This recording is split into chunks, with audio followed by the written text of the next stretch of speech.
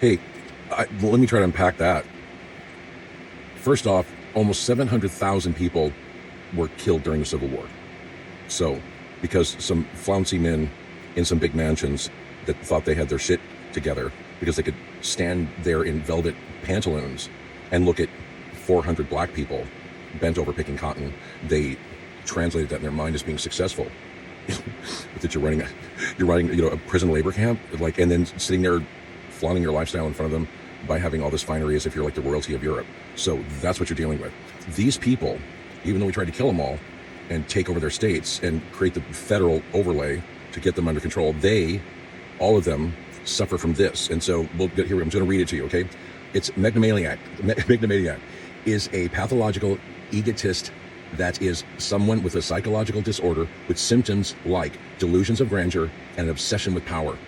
We also use the word megalomaniac more informally for people who behave as if they're convinced that they're great and have absolute power.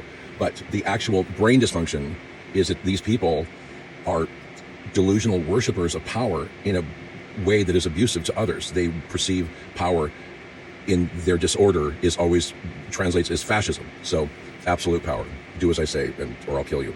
And they are nihilists on top of it, which means they really love, telling people that's not true or that won't work out, or they're really negative, but to the point of like, and then we're all going to die. So you wrap that all in a ball, and what happens is that their egos are so huge that this thing just is never going to get off the ground for them, and they're always signaling everything they do. The deal is, I'd rather know where they are as opposed to try to guess, because if this is their agenda, they seem to project everything that they're going to be doing.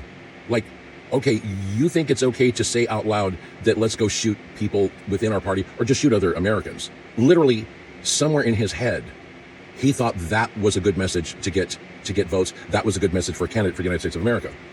A human being, I guess once was a governor, thought it was okay and all kind of fun and games, going to be ha ha, even whatever, if it's just bad jokes. It's like, this is how fucking checked out they are.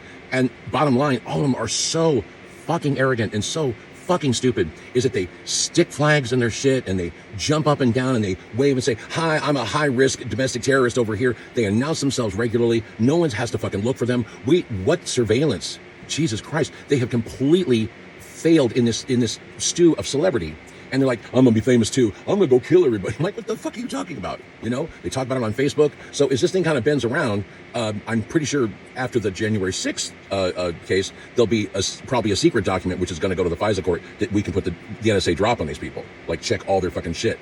And they're also right now working with the credit card companies to track ammunition sales and gun sales, and so that they can pick them up really quickly, find out who that is, and if they don't start coding their merchandise as actual guns and ammunition, then all the credit card processors are going to start dropping the gun places, because every single gun that's been purchased at $9,000 and $11,000 worth of shit is all done with a credit card. No one has ever walked in with psycho money. So these people are fucked up, but you don't think somebody at fucking FBI is just going, now we got to watch this fucking clown. So at least we know where they are. They're not clandestine. Wave loud and do commercials and say shit and just like, wow, God, not one of them has any kind of clandestine, well thought out, work on the plan, do something that's like, you don't know what they're doing, and start fucking scaring the public. And they think scaring the public is verbal rhetoric, because they're, we're going to take on the North and no one's going to tell us what to do. And it's just like, wow, those are really strong words. Wait till the entire Union Army rolls into fucking Atlanta. It's just like, fuck. Anyway, they have a mental problem, all of them for sure, and they don't understand reality. But the good news is that they alert us where they are at all times. None of them hide. I don't know why. Maybe we should thank God for that.